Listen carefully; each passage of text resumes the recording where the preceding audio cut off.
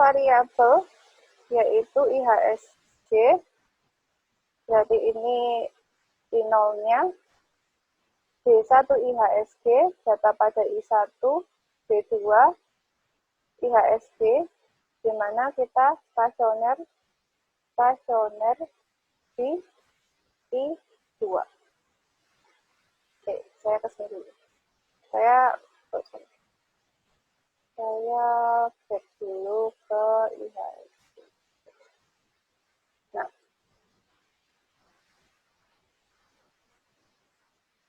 tadi kalau kita ini ujikan korelogram untuk IHSG, nah kita akan mulai membaca ini. Nah, kita akan mulai membaca si autocorrelation AC dan PAC. Nah, tahapan yang pertama untuk melakukan metode ARMA, yang pertama tadi adalah identifikasi. Identifikasi apa? Identifikasi 1, dia trend atau seasonal. 2, stasioner di level berapa. Nah, misalnya ini ternyata stasioner di level I0 atau di levelnya, stasioner pada level. Maka Anda sudah langsung membayangkan, oh ya, kalau stasioner pada level, maka aku bisa pakai ARMA. Langsung. Tapi kalau lihat seperti ini, oh, kok nggak stasioner pada level ya? Berarti tidak mungkin pakai ARMA, aku akan pakai A5. Nah, kemudian kita tentukan si ordonya. Kita tentukan sifatnya, dia R berapa, MA berapa, kita tentukan ordonya. Dari mana? Dari bentuk si grafik ini.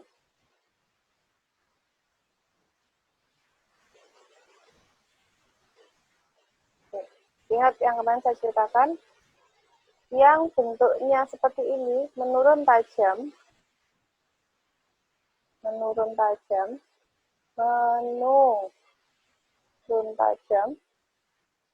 atau dying down, dia akan punya 2 atau 3 bentuk, silahkan dicek. Ada spine wave, atau apa saya lupa, nah itu ada beberapa bentuk ya, gelombang ya. Nah, ya pokoknya itu, lihat aja, jadi pokoknya yang dia punya gelombang kayak gini, atau yang dia bentuknya adalah seperti ini, atau ini adalah cut. Oke. Nah, kapan kita lihat bentuk ini? Ketika ini stasioner. Jadi kita nggak bisa lihat di bagian sini ya, karena kan nggak stasioner. Oke, kita tinggalkan. Tetap pakai yang IHSG, tapi view-nya dibikin second difference.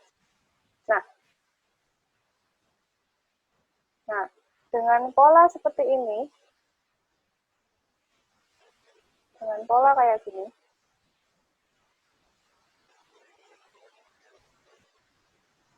kesimpulannya apa? Bisa tahu nggak dia motong gimana? Nggak bisa tahu kan? Karena aneh kan? Beda kan sama yang tadi? Kalau kita pakai yang gambar yang ini, kalau kita pakai yang ini, bandingkan ini sama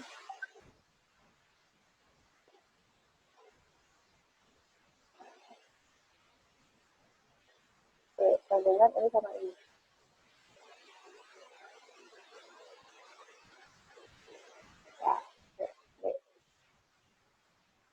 Ya, bandingkan si ini sama ini.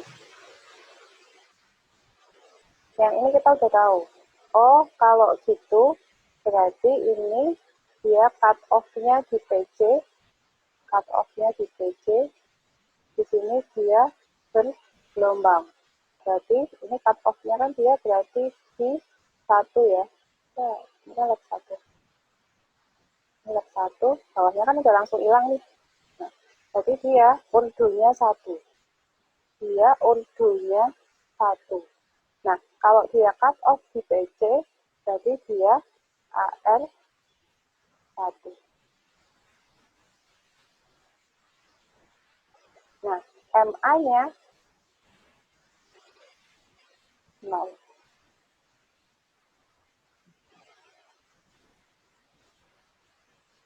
Ya, paham ya? Jadi yang lihat, ingat yang kemarin tabel 12 kemarin. Ya, kalau, kita ulang. Kalau yang cut off di PC, berarti ini sama dengan AR 1. Nah, kebalikannya nanti, kalau yang cut off di AC, maka dia MA 1.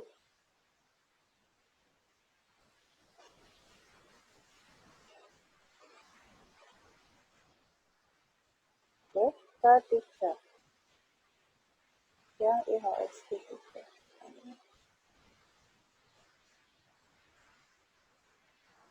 Nah, ini malah nggak jelas lagi kan?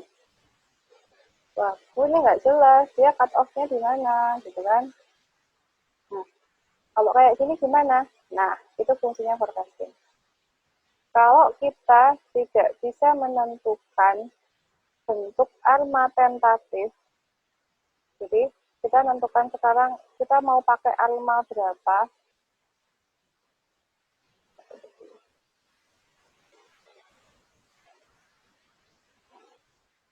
kita mau menentukan kita tuh mau pakai arma berapa, arma atau arima, kita mau pakai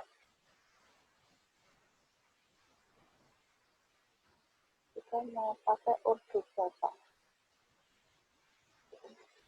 Kalau bisa dilihat kayak gini, dia cut off di mana, dia di turun sebelah mana, kita bisa bilang, oh dia cut off di leg 1, maka ini R1 MA 0, karena MA-nya nggak cut off. Tapi kalau nggak bisa gimana? Ya, pakai cara coba. Kok coba-coba, Bu? Iya, jadi kita coba semuanya. Kemungkinannya ada 2, ada banyak sih, kita coba-coba. Jadi kemungkinannya adalah arma 1, 0, 1. Arma 1, 0. Arma 1, 1. Kalau mau dinaikkan 2, 0, 0, 2, dan seterusnya. Oke, saya ini dulu. Saya coba ngolah dulu, biar kalian bisa kebayangan. Caranya ngolah. Quick estimate equation.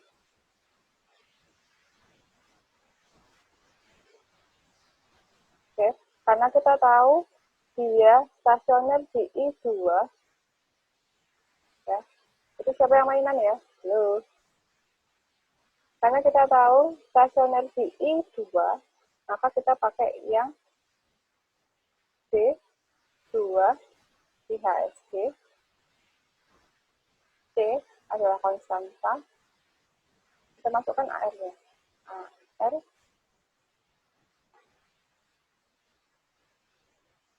1 MA 1.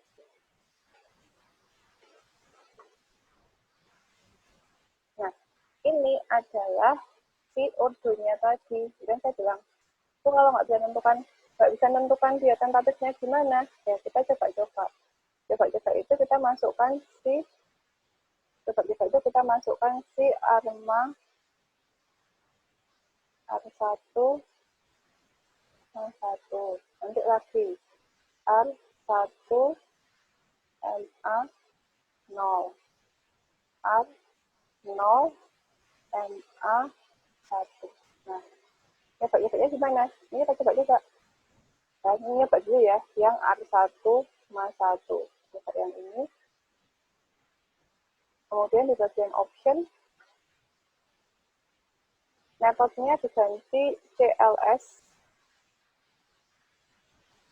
Jadi yang masih maksimum likelihood sama CLS itu diganti dengan CLS. Ya, oke. Nah, ini hasilnya. Ini ARMA 1, 1. Lihat dropnya signifikan. Nah, forecasting itu nggak boleh satu metode. Berarti kalau ini misalnya, ini aku freeze ya. Ini aku freeze. Tadi kita punya ARMA 1, 1. Berarti di sininya kita nyoba nih. Oke, saya mau nyoba R1 MA0. Oh, nggak mau. Oh, berarti balikannya A0 MA1. Oke, nggak mau. Berarti naikin lagi. R1 MA2. Oke, masih signifikan. Satu lagi, kita coba lagi. A2 MA1.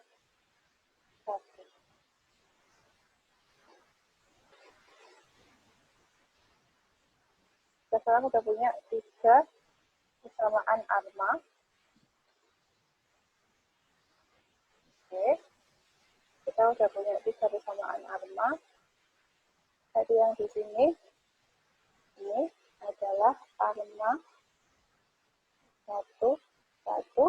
Tapi ingat, karena kita melakukan stasioner di I2, maka model ini dituliskan menjadi ARMA 1, 2, 1. Dan ini sekarang, jadi punya kita dituliskannya ARMA 1, 2, 2. Yang ini ARMA 2, 2, 1. Jadi ARMA di sini emang tulisannya ARMA. Tapi kan kita tahu bahwa model ARMA ini kita bentuk dengan stasioner dari level menjadi I2. Maka ketika kita menyimpulkan, kita tuliskannya dia adalah model ARMA.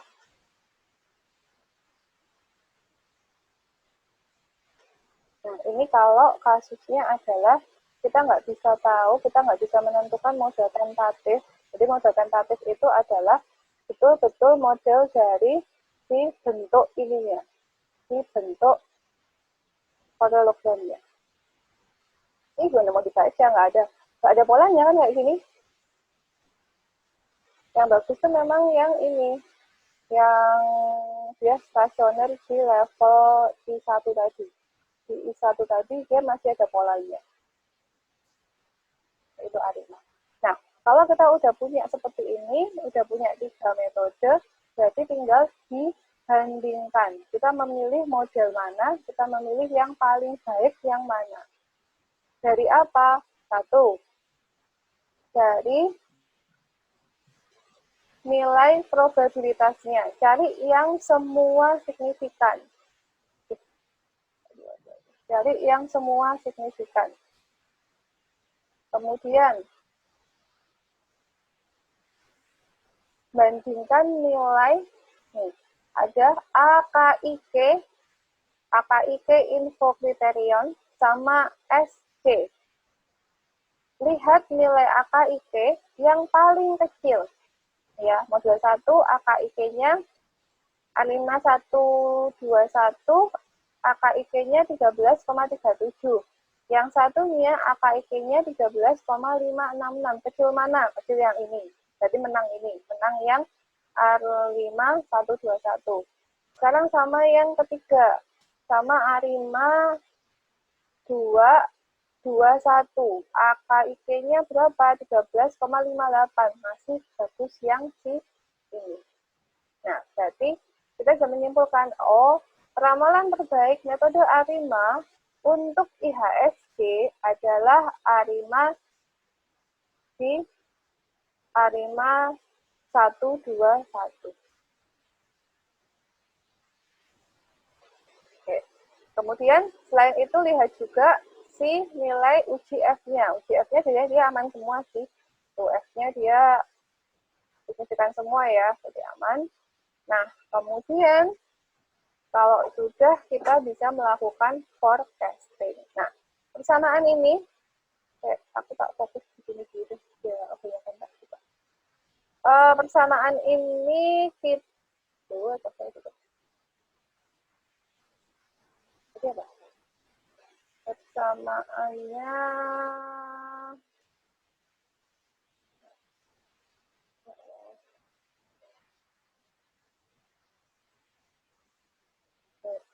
ulang ya. Kalian yang ketinggalan tadi.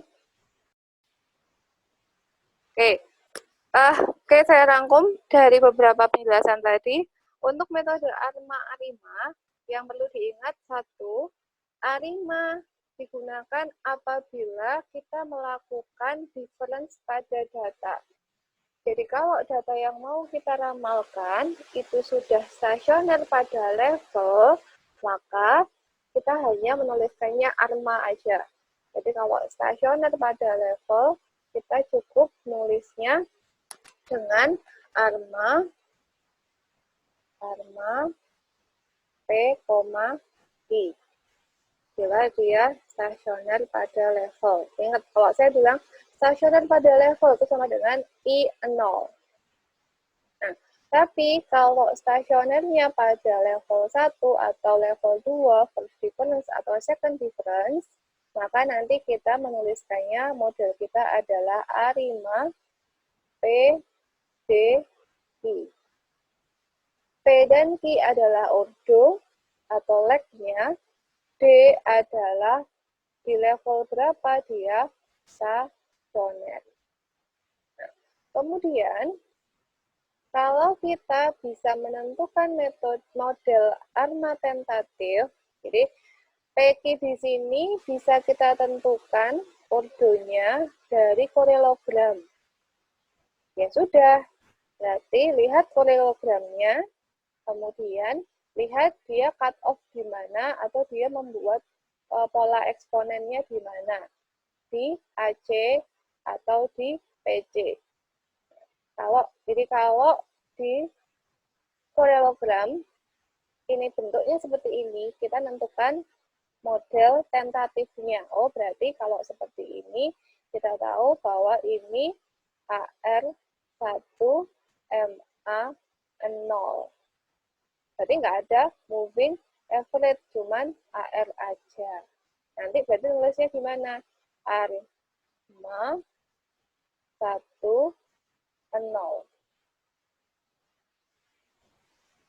Nah, tapi kalau ternyata punya kita korelogramnya kayak gini, yang tadi, kayak gini, nah gimana bisa tahu ini cut off di mana, Bang? Emang nggak ada polanya, ya kan?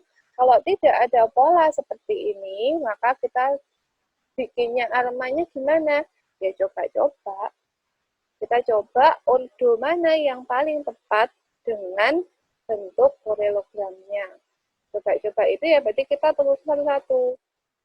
Kita menelusuri dari leg yang paling kecil. Leg yang paling kecil itu apa? 0. Untuk time series itu kita menetapkan konsep namanya parsimoni. Parsimoni atau parsimonius, maksudnya apa? Sederhana.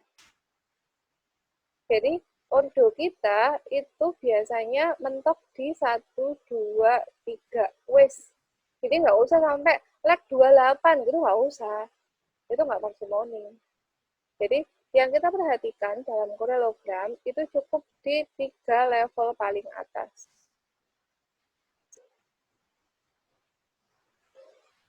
Nah, jadi semua dibuat, kita tuliskan semua kayak tadi, ARMA 11, ARMA 10, Arma 01. Tuh. Kalau Arima berarti berapa? Kalau dia pakai yang diferensinya I1 ya berarti Arima 111. Arima 110. Itu dituntut semua, kemudian kita coba satu-satu. Ya. Oke, saya ulang lagi untuk cara olah di Fuse-nya. Untuk cara olah di Fuse-nya itu kita tutup dulu. Ya, kita ulang ya. Dari quick estimate equation. Nah, ini masih OLS ya. Ini masih OLS. Tapi karena ini bukan regresi yang seperti kemarin kita lakukan, jadi kita nggak usah pusing sama asumsi klasik. Jadi itu nggak ada. Enak kan? Jadi kita nggak usah bikin multi-column, nggak ada. Itu tuh nggak ada di sini. Karena bukan model yang melihat pengaruh dampak elastisitas, enggak. Kita hanya meramalkan. Oke, kita ketikkan tadi D2IHSG sama dengan toh sekali CAR1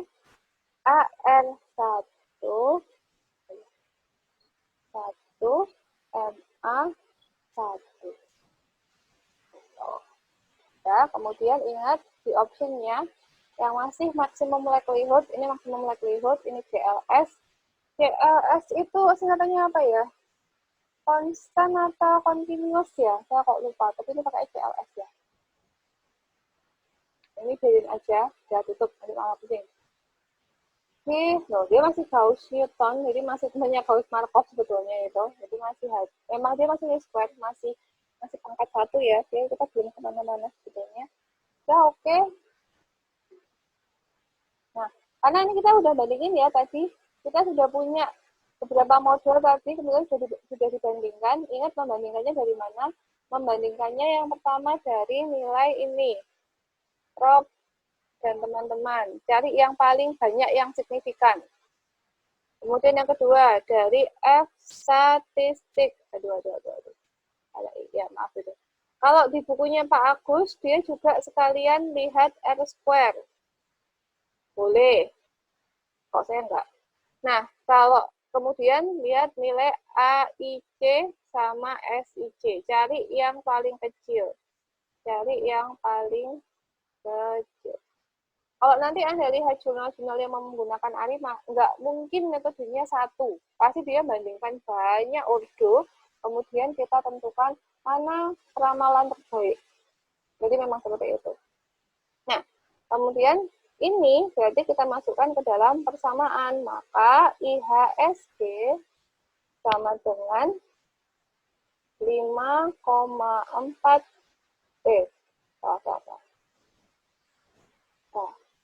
IHSG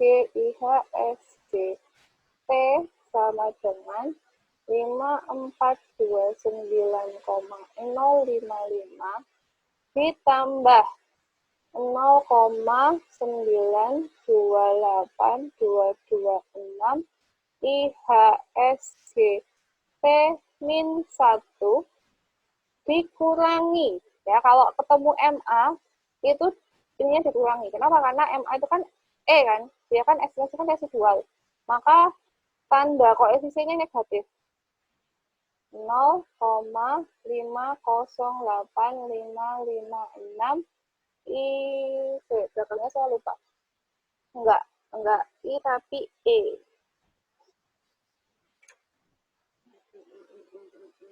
Nah, bisa cek ya persamaannya ya.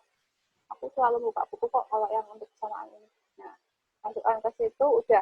Enggak pakai E di belakang plus E, enggak ya. Karena ini si MA ini udah residual. Jadi nggak usah ditambah belakangnya plus E itu enggak. Nah, ini hasil persamaan si model Arima kita. Bahwa model Arima kita adalah Arima 1, 2, 1. Kemudian kita butuh juga forecast. Jadi di sini ada menu forecast. Mau nanya. Kenapa? Silakan. Itu kok IHSG-nya T-1? Oh Emang iya, T-1? T-2, sorry. Astagfirullah. Iya, T-1, karena lihatnya dari sini. Kita kembalikannya tetap ke sini. Kemana, Bu? Sabar. Sabar. Mana tadi? Baik, baik. Sabar, sabar. Sambil nunggu buka kok, Bu. Sabar. Kita kembalikannya ke sini. Nah, ke PPT yang ini. Kita kembalikannya ke sini. Ya, jadi, kan PPT-nya? Jadi meskipun data yang diolah adalah second difference I2, tapi persamaannya bukan berarti ikut second difference, enggak. Persamaan maksudnya tetap ini. Jadi nanti koefisien itu masuknya ke sini. Masukkan kalau dia MA1, ini aku nggak bisa 28 ya. Jadi berarti tadi berapa? Lihat output FUS-nya tadi ya. IHSGT sama dengan, ini nggak pakai konstanta, boleh pakai, boleh enggak sebetulnya. Kalau nggak pakai berarti langsung beta 1 adalah punyanya AR tadi. Siapa tadi itu? Nah, masukkan situ. Beta 1, YT min 1, karena kita hanya punya AR1, berarti yang ini nggak usah. Karena kita tadi hanya punya AR1, berarti yang kita pakai ini tadi, berarti IHSG T sama dengan beta 1 IHSGT min 1 min. Ini plus, tapi ini min ya. Tetap ditulis min ya. ET, ET-nya tetap ET, plus alpha 1, ini berarti punyanya MA. Coba tadi. Koefisien alpha 1, E, T, min 1. Dah. Nah, saya konsum lagi ya, nanti ini ET-nya hilang atau enggak ya. Aku kok hilang ya. Nah, uji residualnya tadi, residual diagnostik, pilih yang parallelogram Q-stat. Nah, ketika dilakukan VU residual diagnostik, ketika kita melakukan VU, kemudian residual diagnostik, nah ini kan uji diagnostik terakhir ya, ini kan uji residual, maka residual model kita ini harus sudah stasioner. Jadi residualnya ARMA itu sudah harus stasioner. Kalau enggak gimana Bu? Berarti modelnya salah, enggak tepat. Kalau ketika kita hitung residualnya ini, kok ternyata dia masih non-stasioner, berarti ARMA bukan metode yang tepat. Meskipun angka-angka depannya tadi bagus semua. Oke, sudah sih materinya untuk hari ini itu sampai ARMA. Hari Jumat kita lagi ya, saya mau ngisi yang batch. Oke, ada pertanyaan dulu?